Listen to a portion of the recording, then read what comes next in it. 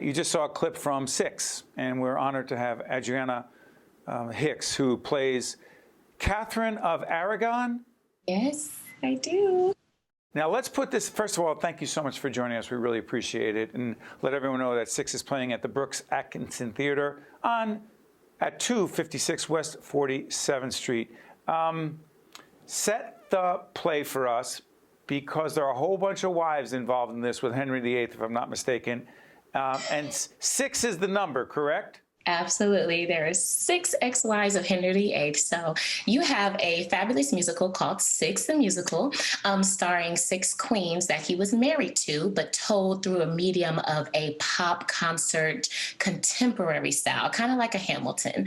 And we kind of take you through the journey of each queen's hardships with King Henry the VIII. And you get to hear our side of the story, which is really, really great.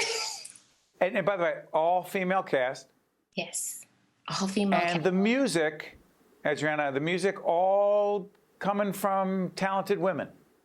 All coming from talented women. I mean, we have our writers, Jamie and Lucy. They wrote such great pop contemporary songs that kind of reflect or kind of parallel with like the Beyonce of today and Adele and maybe even a little Alicia Keys here and there. And they have captured the sound of these beautiful women of today in order to tell the story of years ago, which is really fascinating. It's great music if you haven't listened to it yet. Adrianna, do us a favor. Give us a little sense beyond Six, and we're promoting it, and we're honored to have our friends from the Broadway community. And when we get into the Tisch WNET studio right in the heart of Lincoln Center, I promise we'll be having performers and people tied to Broadway, the Broadway community, on the air in studio live. But for now, we're doing it this way. I'm curious about something. This play, Six, was supposed to open, if I'm not mistaken, on March 12, 2020. I mean, think about that date, right? Everything shut down that day, the next day, whatever. And it winds up opening on October the 3rd, 2021. What was it like, the opening night after being dark for so long?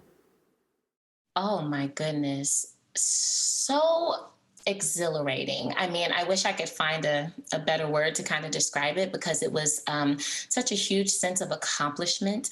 And also the support was ridiculous. I kid you not, the sound and the loud, oh gosh, the applause when the curtain opened was just, I was anticipating it a little bit, because I was like, yeah, we thought we were going to open last year, but today is actually the day. And it was such a huge sense of accomplishment and just such support that was in the audience that night. We were so grateful for that. Adrianna, what makes Broadway special? What makes Broadway special? I mean, there's so many things to pick from, right? I mean, for you personally and professionally.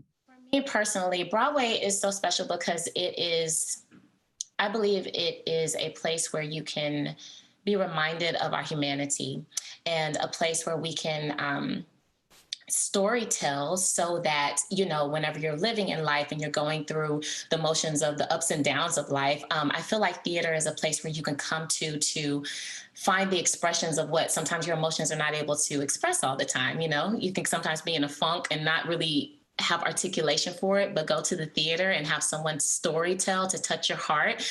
It's fascinating, the way that we can, you know, have a common thread of humanity explored through musical theater. I love it so much, and its healing power in that way.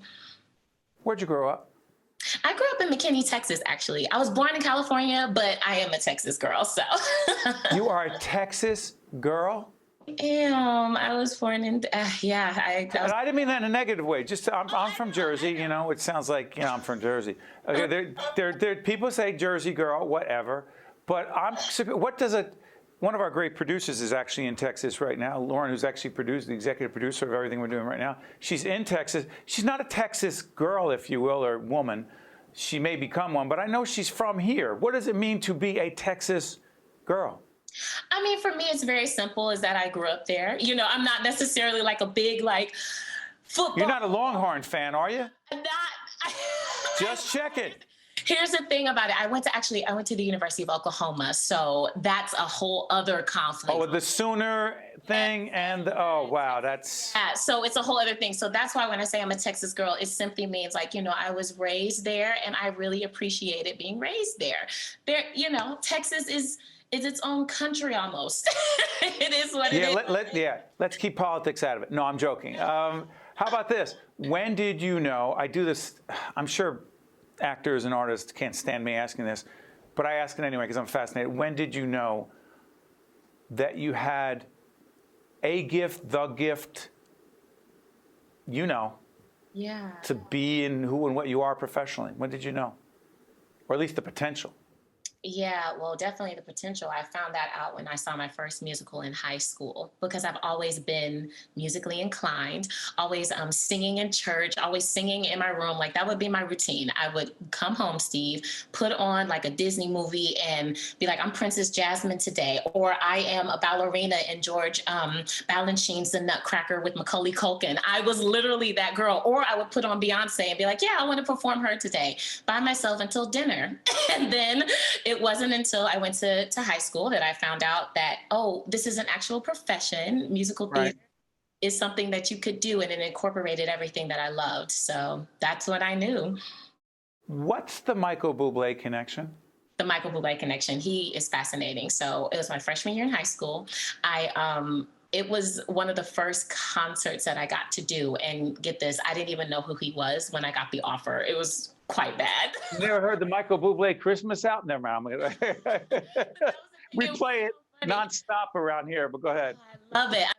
He's such an awesome person. But yeah, I was doing Little Shop of Horrors at the time at our regional theater outside of college, but right down the street.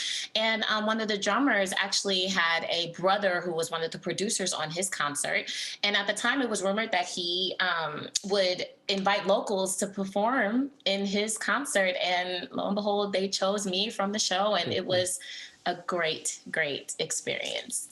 Do you ever see that video of Michael Bublé pulling the kid out of the audience and the kid sings with him? You know the one I'm talking about, right?